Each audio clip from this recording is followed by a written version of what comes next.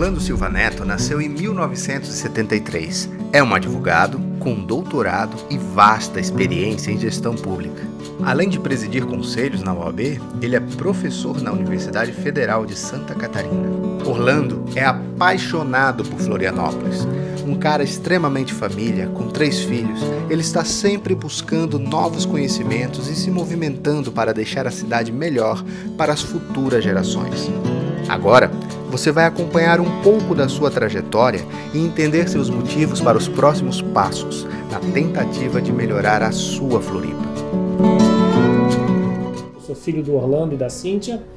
Minha mãe, quando me teve, era muito jovem, o que significa que eu não fui planejado, mas eu acho que eu sou um feliz acidente. Meu pai e minha mãe estão felizes que eu estou aqui, faz 47 anos. Eu passei no vestibular em 91, na Universidade Federal de Santa Catarina. Entrei em 92, formei em 96. Eu sempre soube que eu quis fazer direito e depois eu não tive a menor dúvida também que eu ia ser advogado. Direito tem a ver com uma ansiedade por justiça, ansiedade por resolver problema, por tentar melhorar o mundo. Um pouco da inspiração veio da minha mãe, que é advogada também, mas eu acho que desde que eu tenho 15 anos eu sei que direito é para mim. Desde a faculdade nós temos participação política. Começamos na política estudantil, à frente do centro acadêmico, 11 de fevereiro, onde ele também participou ativamente, sempre colaborando com todas as iniciativas que o centro acadêmico pretendia ou fazia. Sempre foi um rapaz obstinado, procurava, por exemplo, ele com 20, assim que se formou aqui na UFSC em Direito, resolveu fazer o mestrado, concorreu na USP em São Paulo, foi morar em São Paulo sozinho, depois fez o doutorado também na USP. Então, eu digo daqueles que a gente não tem queixa. Sei que a minha carreira tinha a ver com direito, porque tinha a ver com resolver problema, tinha a ver com fazer justiça, tinha a ver com tentar fazer um mundo melhor. Eu participei do centro acadêmico, participei do movimento estudantil nacional. Eu sempre gostei de me envolver em política e naquele momento política era o centro acadêmico, né? Uma política não partidária, mas participar, resolver os problemas, ter uma voz ativa, isso tem a ver comigo, isso é quem eu sou, isso é da minha natureza. Ele é muito tolerante às pessoas que pensam diferente dele, inclusive, e ele consegue, né? Consegue ver os lados das outras pessoas que a gente tem contato, ele consegue enxergar, assim, consegue ver cada pessoa de uma forma diferente, as necessidades, o jeito mesmo de cada um. Eu gostava de falar com os veteranos, eu gostava de falar com as diversas turmas, eu achava que a gente podia melhorar a faculdade já. E no movimento estudantil, eu acabei sendo eleito representante dos estudantes de Santa Catarina no conselho. E como Santa Catarina, em 1994, a gente organizou um evento nacional, um Encontro Nacional de Estudantes de Direito, é um evento gigante, é realizado na Proeb. Eu tive um envolvimento muito direto na organização e bastante responsabilidade naquela época para quem tinha 20, 21 anos. Teve um debate entre os 2 principais pré-candidatos da época, né? O Fernando Henrique Cardoso e o Lula. O Fernando Henrique Cardoso não foi, mas mandou Miguel Reale, que era o seu coordenador jurídico, e o Lula foi. E eu mediei esse debate. Foi interessante porque ali eu percebi que já existia, talvez seja a minha primeira percepção, de que a polarização não leva a nada. Né? Por quê? Porque a gente tinha um monte de estudante que não deixava Miguel Reale falar, enquanto que o Lula, qualquer coisa que ele falasse, ele era aplaudido, por mais besteira que fosse, por mais que não fizesse nenhum sentido. Cara, com isso eu percebi que é fundamental que as pessoas ouçam ideias diferentes. Então, meu papel ali foi garantir o direito de voz para o Miguel Reale. Isso eu fiz as intervenções, eu lembrei a toda a audiência que ele era convidado dos estudantes, e aí obviamente que teve vaia, que teve claque, mas eu fiquei firme lá e garanti que Miguel Reale tivesse o direito de falar e expressar as ideias dele. A gente certamente tem que ouvir opiniões discordantes, né? Porque por mais convicto que a gente esteja de uma determinada opinião, talvez a gente não tenha ainda talvez não tenha ouvido todos os aspectos, todas as ideias contrárias. Você não precisa concordar, mas você tem que deixar a outra pessoa falar, a pessoa que pensa diferente de você. Liberdade de expressão é isso, é um dos direitos fundamentais, um dos mais importantes. Você melhora, você constrói quando o direito de expressão é observado, quando a ideia que discorda da sua é ouvida também. Não precisa ser aceita, mas tem que ser ouvida com boa vontade. É verdade. Prendeu já? Que beleza! Parabéns, Homem-Aranha. Bela vitória. Ser pai é a melhor coisa do mundo. Não é fácil, mas é extremamente gratificante. Porque cada filho é diferente. Não tem receita de bolo. Cada um deles tem as suas características, os seus medos, os seus pontos fortes. Mas se você dá atenção para os teus filhos, se você se dedica a eles, se você dá amor, as coisas dão certo. Sempre. Uma vez, quando a gente estava viajando, a gente foi numa montanha-russa, só eu e ele. Isso já faz um tempo, eu era menor já. E a montanha-russa travou, e a gente ficou preso lá em cima.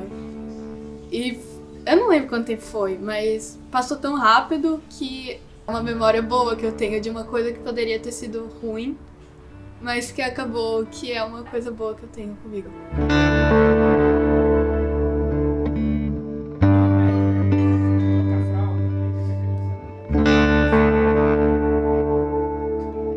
Com cada filho, ele é um pai diferente. É o pai da adolescente, é o pai de um moleque de 10 anos e de um menininho de 4, que ele joga bola, que ele toma banho de piscina, enfim. É um pai diferente para cada um, mas um pai super presente, um pai muito atento, um pai muito carinhoso.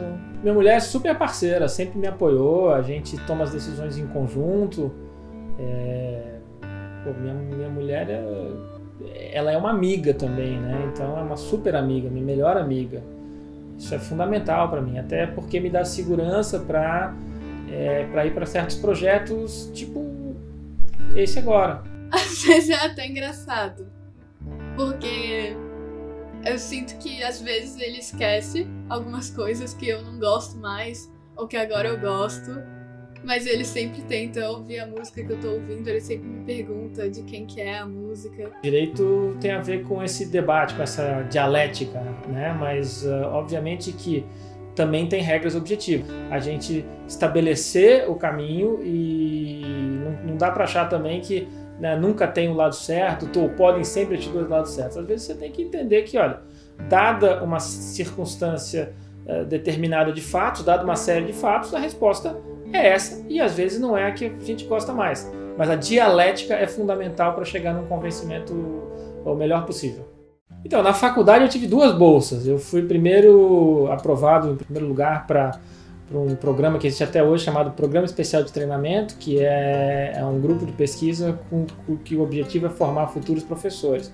Então eu fiz por 3 anos esse programa e depois eu entrei num outro projeto de pesquisa sobre cooperação jurisdicional. A gente tem que lembrar que era 95 o Mercosul era uma novidade, todo mundo achava que a integração sul-americana ia ser uma coisa significativa, com grandes resultados.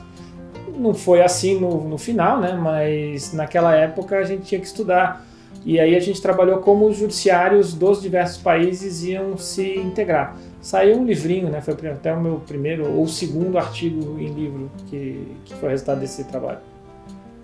Cara, o Orlando, ele é um professor que ele sempre estimulou bastante assim, os alunos a pesquisarem, porque afinal na universidade, principalmente universidade pública, ela é lugar de produzir conhecimento para a sociedade. Então ele é um professor que sempre estimulou bastante a pesquisa dos alunos, assim, especialmente a pesquisa empírica, né? A gente fazer pesquisa de fato com base nos dados, ver o que funciona, o que não funciona, e não ficar assim só em suposições, na intenção, né, da lei. Uma das lições que o professor Orlando sempre tentou passar é que a lei ela é boa quando ela produz bons efeitos, né, independentemente da intenção do legislador. É a única maneira de encarar o mundo que te permite crescer como ser humano, que te permite enriquecer tanto financeiramente quanto culturalmente, é você entender que as trocas têm que ser livres, que as opções de troca, as escolhas das pessoas têm que ser livres. Você não pode achar que tem alguém mais esperto do que você, um sábio governante que vai te dizer o que você tem que fazer. Você que tem que dizer o que você tem que fazer, desde que não agrida outras pessoas. Eu tive a oportunidade de participar ativamente da vida de classe, né, da Ordem dos Advogados do Brasil, aqui em Santa Catarina por 6 anos, ainda participo no âmbito federal. Foi uma história muito interessante, porque a OAB é um agente ativo da sociedade, né? E hoje eu estou presidindo uma comissão no Conselho Federal, que é chamada de Comissão de Assuntos Regulatórios, e tem um objeto amplo, mas um trabalho que eu chamo a atenção foi um trabalho que a gente fez no sentido de defender a desregulamentação, a liberalização, né, do uso de medicamentos canabinoides, né, para o uso medicinal, porque esses medicamentos têm muita dificuldade de entrarem no país em função da regulação atual da Anvisa, e eles têm efetivamente apresentado um resultado fenomenal. Eu tive num evento que a gente fez, onde eu conversei com mães, com pais, com famílias de crianças que tinham transtorno do espectro autista ou episódios reiterados de epilepsia, e crianças que tinham 100 episódios por ano passaram a ter 2 ou 3. Isso melhorou a vida das crianças, isso melhorou a vida das famílias.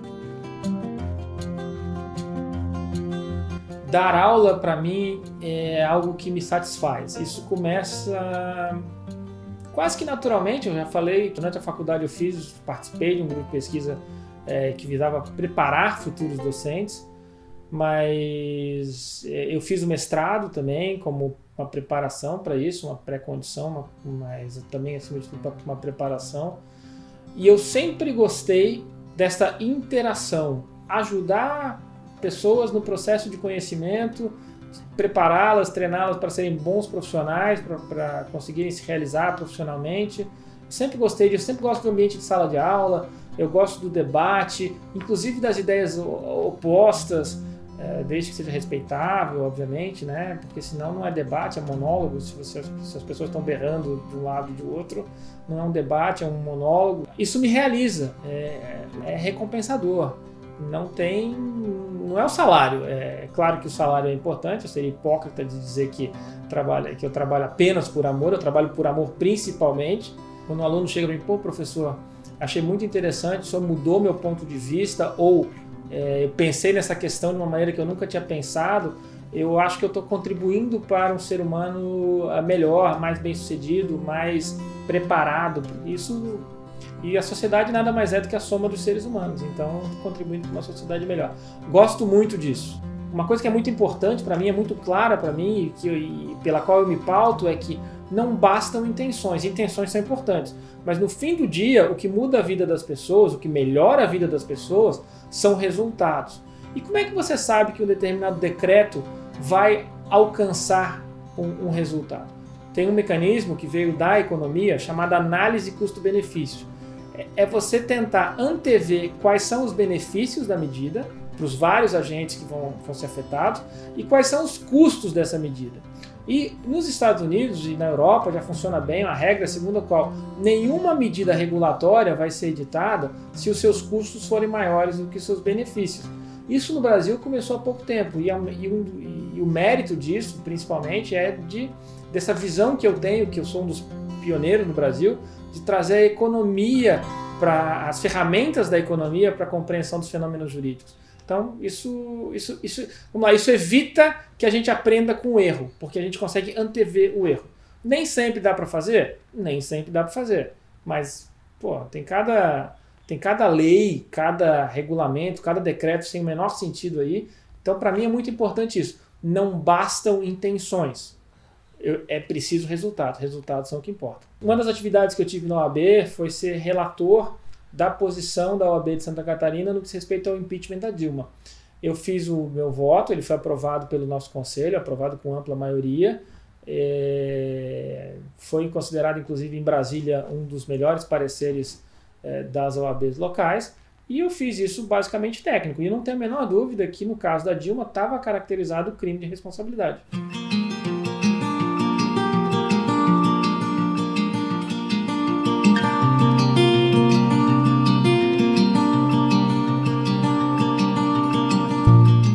O motivo disso é que o Orlando, ele é um solucionador de problemas. Ele é um profissional sobre isso daí.